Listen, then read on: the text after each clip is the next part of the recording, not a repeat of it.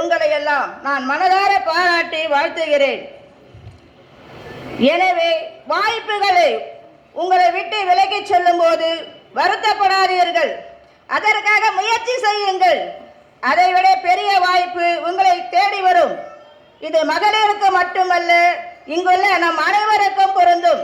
வாழ்க்கையில் மிக உயரிய லட்சியம் ஒன்றை தேர்ந்தெடுத்துக் கொள்ளுங்கள். அந்த லட்சியத்திற்காகவே உங்களது வாழ்க்கையை அர்ப்பணம் செய்யுங்கள். அந்த லட்சியத்திற்காகவே செயலாற்றுங்கள். உங்களுக்கு வெற்றி நிச்சயம் என்றார் சுவாமி விவேகானந்தர் அவர்கள். இன்றைய குழந்தைகளே நாளைய சமுதாயத்தின் நம்பிக்கை நட்சத்திரங்கள்.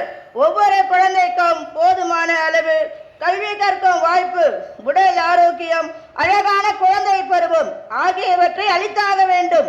ஒவ்வொரு குழந்தையையும் மதிப்பு உள்ளவர்களாக மாற்றி அவர்களை சமுதாயத்தின் சொத்தாக்க வேண்டும். பெண் குழந்தைகளை பேணி காத்திடுவோம் என்று அன்புடன் கேட்டுக்கொண்டு மீண்டும் ஒரு முறை மகளிர்கள் அனைவருக்கும் மகளிர் தின வாழ்த்துக்களை மகிழ்ச்சியுடன் தெரிவித்துக் கொண்டு நமது வெற்றியை நாளை சரித்திரம் சொல்லும்.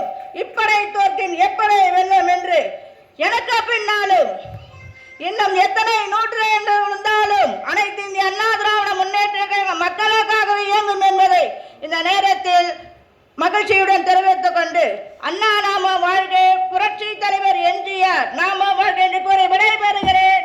நன்றி, வணக்கம்.